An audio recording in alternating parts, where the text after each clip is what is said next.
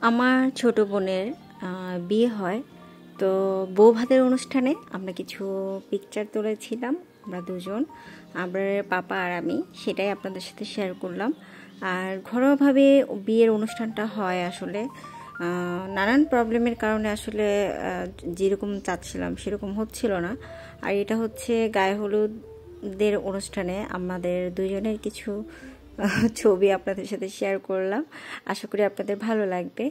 আর আমি এলিজাস ব্লগ থেকে চলে আসলাম, এলিজা আক্তার রুমা। আশা করি আপনারা সবাই অনেক ভালো আছেন। আল্লাহর অশেষ রহমতে আমি এবং আমার পরিবারের সবাই অনেক ভালো আছি।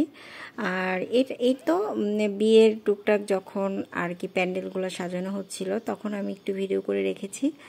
আর লাইটিং করেছিল, তো সেটাও আমি একটু ভিডিও করে রেখেছি, আপনাদের সাথে শেয়ার করব। তাই আসলে সব সময় সব কিছু ভিডিও করতে পারিনি, কারণ আমাকে বাচ্চাও দেখতে হয়। আমি যখন একটু সুযোগ হয়েছে তখনই একটু ভিডিও করে রেখেছি। আর গাড়ি রাখার জায়গা কিন্তু এখানেই, এই রাস্তা দিয়ে যেতে হবে, যার কারণে আসলে সব কিছু মিলিয়ে একটু প্রবলেমই হচ্ছিল। তো এটা হচ্ছে বিয়ের দিন আমরা আমার বোনের গহনা, শাড়ি, তারপর শু, এগুলো দেখছিলাম এবং খুব আমার ভালো লেগেছে সব কিছু, প্রত্যেকটা জিনিসই। তো এই যে ওর শু, তারপরে বিয়ের শাড়ি আর সোনার জিনিস, সীতাহার, তারপরে গলা ছোট্ট একটা হার, এটা হচ্ছে ওর হাজব্যান্ড সৌদি থেকে নিয়ে এসেছে, এই দুটো বাহিরে, আর বাকিগুলো আমাদের বাংলাদেশ থেকে বানানো হয়েছে। তো এই তো এই আন্টি হচ্ছে আমার ছোট বোনের শ্বশুর। যখন ওকে প্রথম দেখে তখন ওই আন্টি পরিয়ে ওকে আর কি দেখে, আর কি পছন্দ করার আন্টি। তো এই সব কিছু মিলিয়ে সব কিছু এই যে এখানেই আছে। তো আমরাও দেখছিলাম আর আপনাদের সাথেও শেয়ার করছিলাম। আমার আন্টিরা ছিল, যত মুরব্বী ছিল সবাই দেখছিল। আর এটা হচ্ছে বউ ভাতের অনুষ্ঠানে, আপনাকে আগেই তো ছবি দেখেছে।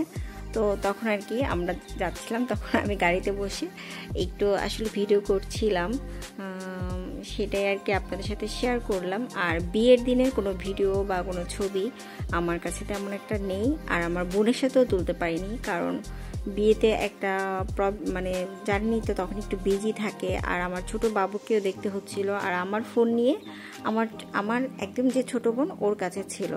আমি ভেবেছি ও আমার জন্য ভিডিও করবে, খাবার দাবার সব কিছু, বাট ও কোনো ভিডিওই করেনি।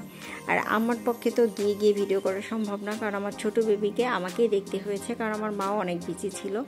তো আমি যখন যাচ্ছিলাম, এই যে সর্ষে ফুলের যে জমিগুলো দেখে এত ভালো লাগছিল, বাট নামতে পারিনি, কারণ তখনও আমার 45 দিন হয়েছে হয়তোবা, তো নামাটা ঠিক হবে না। আর এই যে আমরা আসলে সবাই এত সুন্দর পরিবেশ, গ্রামীণ পরিবেশে গিয়ে সবাই আসলে পিকচার তোলায় ব্যস্ত ছিলাম। আর এই যে আমার বেবিটা, আর আজকে আমার বেবিটাকে কিন্তু 2 হাতে এবং 2 পায়ে টিকা দেওয়া হয়েছে এবং একটাও ওকে মুখে খাইয়ে দিয়েছে। তো আমি আসতেই চাচ্ছিলাম না, কারণ ওর জ্বর আসতে পারে, নাপা খাইয়ে দিয়েছি। তারপর আম্মু বলল যে না, যেতেই হবে, যেহেতু বাসার কাছেই আমার বোনের শ্বশুরবাড়ি ছিল, বেশি একটা দূরে ছিল না। তো আমরা সবাই অনেক এনজয় করেছি, অনেক মজা করেছি, এবং গ্রামীণ পরিবেশটা আসলে অসাধারণ।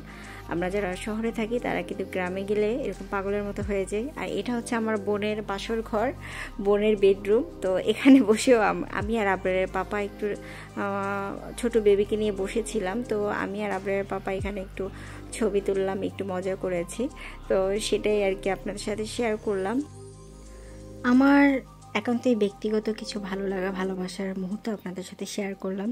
আশা করি আপনাদের ভালো লাগবে। এটা হচ্ছে আমার বউ ভাতের পরে তো ওরা আমাদের বাসায় আসে, আমার বোন জামাই যে বড় মাছ নিয়ে এসেছে বাজার, সব কিছু আপনাদের সাথে শেয়ার করলাম। আর আমরা ওই দিনই, যেদিন আর কি আমার বোনের জামাই বাজার করে আনে, ওদিনই আমরা চলে যাই ঢাকায়। তো খাওয়া দাওয়া করে আর কি আমরা দুপুরের দিকে 2টার দিকে আমরা ঢাকার জন্য রওনা দিই। তো আমার ভিডিওটা কিন্তু একদম শেষ পর্যন্ত চলে আসলো। যদি ভালো লেগে থাকে আমাকে, আমার পরিবারকে আবারও বললাম যে ভালোবাসা দিবেন। আর এটাও ছোট বেবি, 2 বেবিকে নিয়ে আমি ঢাকায় চলে যাচ্ছি। কতদিন আর মার বাসায় থাকবো? 45 দিন হয়ে গেছে আমার। তো তারপরও যাচ্ছি, আসলে কিছু করার নাই। ছোট বেবিরা, বড় বেবিটা আসলে ওকে প্রাইভেট দিব, আগামী বছর ওকে স্কুলে দেওয়ার ইচ্ছা আছে। তো বাসায় তো ওকে পড়াতে হবে, তাই না? বেড়ালে তো আর হবে না। এখন বাচ্চাদের ক্যারিয়ার নিয়ে চিন্তা চলে এসেছে মাথায়। এখন আর মানে আগের মতো ঘুরতে পারবো না। তো বড় ছেলেটাকে নিয়ে অনেক টেনশনে আছি।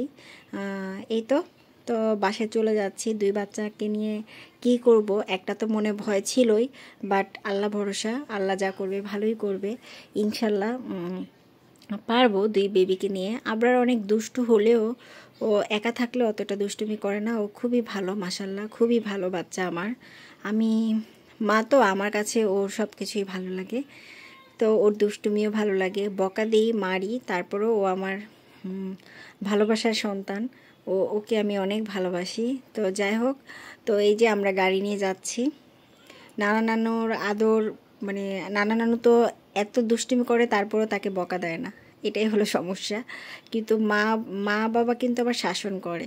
নানা নানি, দাদা দাদি এরা কিন্তু শাসন করতে পারে না, তারা শুধু ভালোবেসেই যায়। তো যাই হোক, তো আমরা চলে যাচ্ছি। আম্মুর সাথে মাঝে মাঝে অনেক খারাপ ব্যবহার হয়ে যায় আবরারের জন্য, আম্মুর সাথে বাবার সাথে। আসলে ও মানে ও কথা শোনে না, আসলে বকা না দিলে কথা তো শোনে না বাচ্চারা। তো দেখতে দেখতে কিন্তু আমার ভিডিওটা একদম শেষ পর্যন্ত চলে আসলো।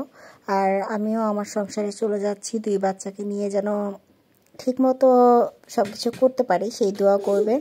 আর আজকের মতো ভিডিওটা এখানে শেষ করব। যদি ভালো লেগে থাকে, আবারও বলে নিচ্ছি, যদি ভালো লেগে থাকে অবশ্যই আমার চ্যানেলটাকে সাবস্ক্রাইব করে রাখবেন আমাকে দেখার জন্য, আর লাইক দিতে ভুলবেন না। আল্লাহ হাফেজ।